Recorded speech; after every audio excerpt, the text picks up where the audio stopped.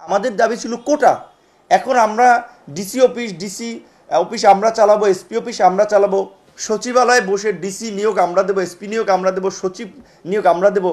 এটা বোধহয় অতি বাড়াবাড়ি এবং এটা অনাকাঙ্ক্ষিত একটা পরিস্থিতি তৈরি করবে, যেটা কারোই কাম্য নয়। আমি মনে করি তাদেরকে তাদের ক্যাম্পাসে এখন শিক্ষাঙ্গনে শিক্ষা কার্যক্রমে ফিরে যাওয়া উচিত। আর এখানে এখন যেটা বিভিন্ন জায়গায় যে মব জাস্টিস চলছে, যে আপনার দেখা যায় কেউ ছাত্র না, আবার 2-4 জন ছাত্র, একজন ছাত্র নেতা তার সাথে 40-50 জন ধরে নিয়ে একটা প্রতিষ্ঠানে যে ম্যানেজার তাকে বলছে আপনাকে পদত্যাগ করতে হবে।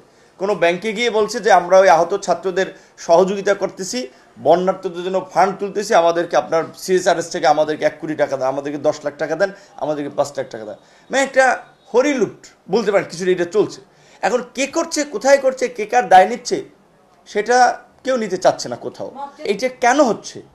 কারণ এখন আপনি যদি সব জায়গায় যদি এই ছাত্র জনতা বলে আপনার বিশ্ববিদ্যালয়ের 3rd ইয়ার 4th ইয়ার ছাত্রদেরকে নিয়ে যদি আপনি সব কাজ করতে চান, সব কিছুর জন্য একটা অভিজ্ঞতার প্রয়োজন আছে। আল্লাহর নবীকে, ইসলাম ধর্মের প্রবর্তক, বিশ্বের সর্বশ্রেষ্ঠ মহামানব, তাকে নবুয়ত দিয়েছে 40 বছর বয়সে। সব কিছুর জন্য তো একটা ম্যাচুরিটি, একটা অভিজ্ঞতার দরকার আছে।